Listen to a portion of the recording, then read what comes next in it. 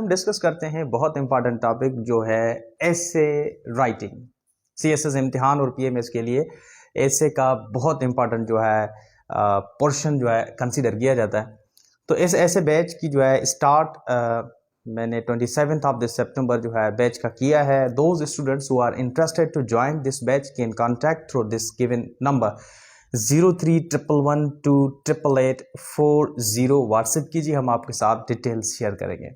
चलिए जी डिस्कस करते हैं कि इम्तिहान के अंदर अगर ऐसे आ जाए तो उसको टेकल आउट कैसे करना है। तो सबसे पहले हम ये डिस्कस करेंगे कि ऐसे के 3 पार्ट्स होते हैं। एक होता है इंट्रोडक्शन, दूसरा होता है बॉडी और तीसरा है कंक्लूजन। अब ये देखना है कि इंट्रोडक्शन के अंदर क्या हमें रखना होता है और बॉडी स्ट्रक्चर के अंदर क्या चीज़ें बनानी होती हैं और कंक्लूड कैसे करना होता है और उसके अंदर कौन सी चीज़ें होनी चाहिए। तो आज हम डिस्कस करते हैं कि सबसे पहले है हमारे पास ऐसे।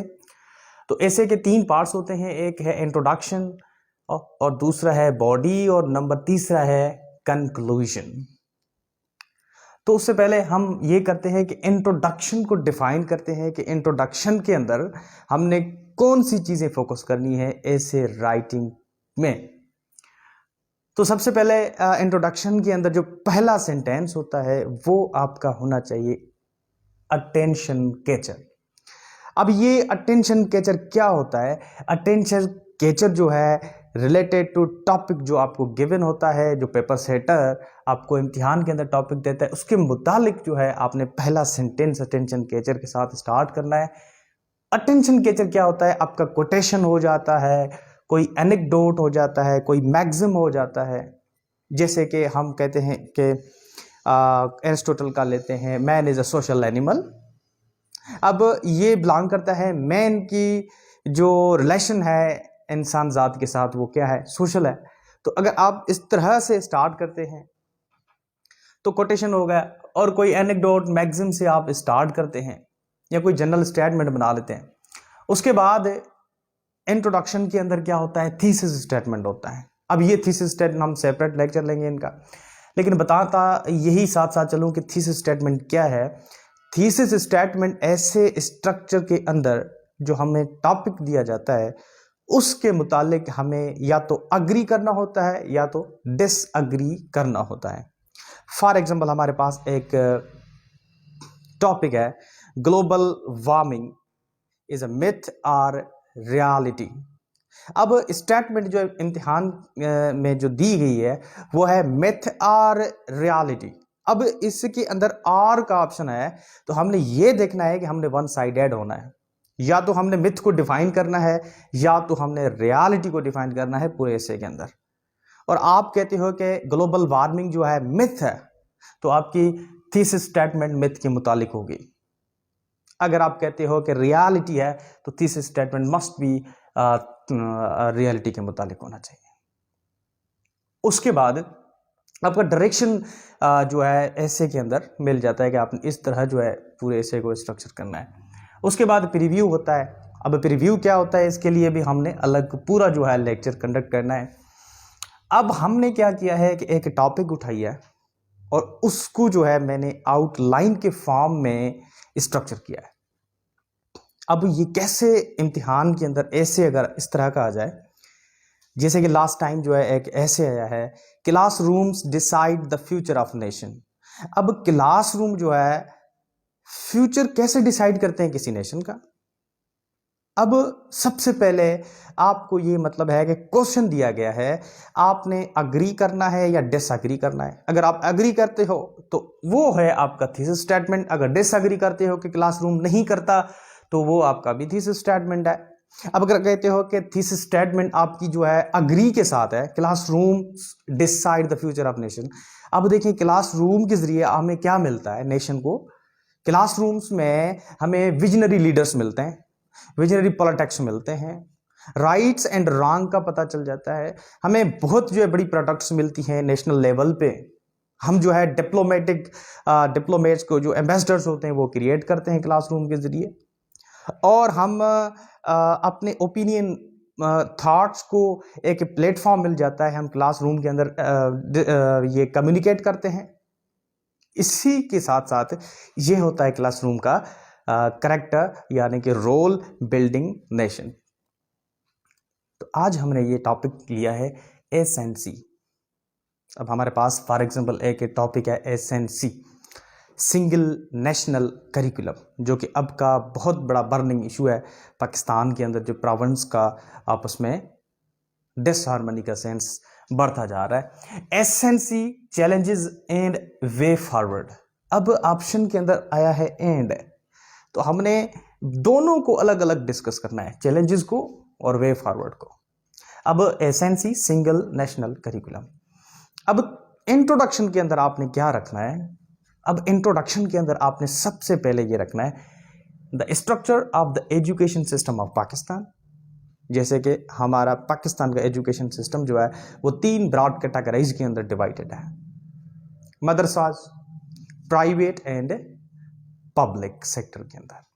तो आपने इसको इंट्रोडक्शन के अंदर रखना है। उसके बाद आपने सिंगल नेशनल करिकुलम को डिफाइन करना है कि सिंगल नेशनल करिकुलम है क्या। जिस तरह पूरे पाकिस्तान का जो एजुकेशन सिस्टम है वो ये कहना चाहते हैं कि एक ही सब्जेक्ट होने चाहिए, ये इसमें कोई डिवीजन नहीं होनी चाहिए, ताकि हम अपने मुल्क के लिए एक इंटीग्रेशन बना लें।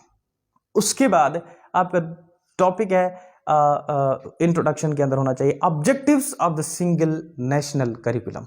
अब ऑब्जेक्टिव्स क्या हैं इस सिंगल नेशनल करिकुलम में क्या है।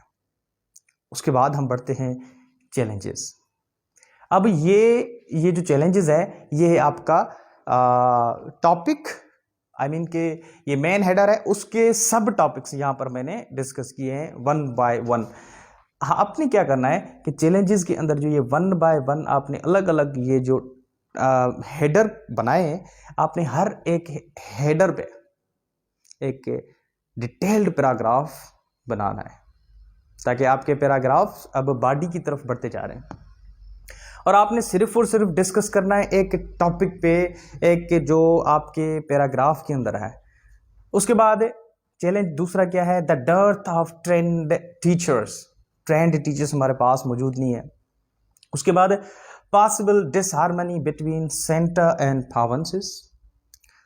उसके बाद इग्नोरेंस ऑफ रीजनल लिटरेचर, जैसे कि काफ़ी जो है प्रोविंस कहते हैं कि हमारे जो ऑथर्स हैं जिसने कंट्रीब्यूट किया है रीजनल लिटरेचर के अंदर। यहाँ का मिसाल लेते हैं, सिंध का शेख अयाज है और कादर बख्श बैदल है, इसी के साथ साथ हमारा उस्ताद बुखारी है, और बहुत सारे जो लिटरेरी जो जायंट्स हैं हमारे सिंध के लिए, उनको काउंट नहीं किया जाता इस करिकुलम के अंदर। तो ये एक बड़ा रेजिस्टेंस क्रिएट होता है, इसलिए आपने इसको भी अलग पैराग्राफ के अंदर डेवलप करना है। अब हम बढ़ते हैं चैलेंजेस वे फॉरवर्ड की तरफ। हमने वे फॉरवर्ड को कैसे टैकल आउट करना है। अब मैंने वे फॉरवर्ड बनाए। वे फॉरवर्ड कौन से हैं? Subject choices of subjects available for minorities. अब हर माइनॉरिटीज के लिए अपने सब्जेक्ट की जो है चॉइस मौजूद होनी चाहिए करिकुलम के अंदर। और उसके बाद ट्रेनिंग द टीचर्स को ट्रेन किया जाए। उसके साथ साथ एक मैं चीज़ बताऊं कि आप जब आउटलाइन बनाते हैं, या तो आपकी फ्रेज के फॉर्म में होनी चाहिए या तो आपकी क्लास के फॉर्म में होने चाहिए। तो फ्रेज के बहुत सारे टाइप होते हैं, और इसी तरह ये प्रीपोजिशनल फ्रेज हो जाता है, इन्फिनेटिव फ्रेज हो जाता है, पार्टिसिपल फ्रेज हो जाता है। तो सेंटेंस के फॉर्म में हो या फ्रेज के फॉर्म में हो, सिंगल नहीं करना है कि ट्रेनिंग और इस तरह का नहीं होना चाहिए।